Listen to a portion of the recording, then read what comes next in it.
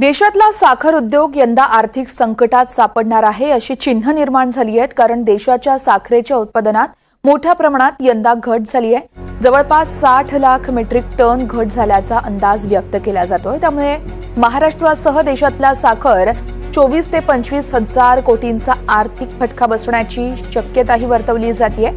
देशातल्या बदलत्या हवामानामुळे ऊस शेतीला बसलेल्या फटक्यामुळे ही परिस्थिती निर्माण झाल्याचं चित्र आहे।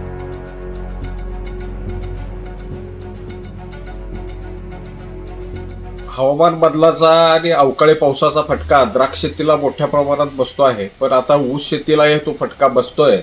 याचे प्रत्यंतर यंदाच्या साखर गळीत हंगामामध्ये आलेलं आहे।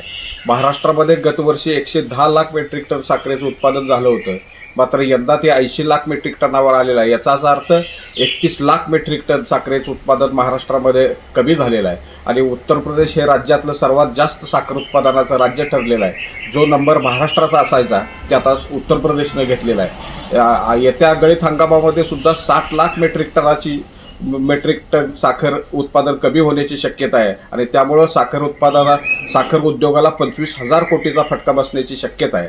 अवकाळी पाऊस, गारपीट आणि प्रचंड तापमान यामुळे ऊस उत्पादक शेतकऱ्याला प्रचंड मोठा उत्पादनावर त्याचा परिणाम होतोय। त्यामुळे मोठ्या प्रमाणात ऊस उत्पादक शेतकरी अन्य पिकाकडे वळतोय आणि त्यामुळे ऊसाचं आणि साखरेचं उत्पादन आगामी काळात घटण्याची शक्यता आहे। या सगळ्या बाबींचा विचार करून ऊस उत्पादक शेतकऱ्याला मदतीचा हात देण्याची गरज आहे।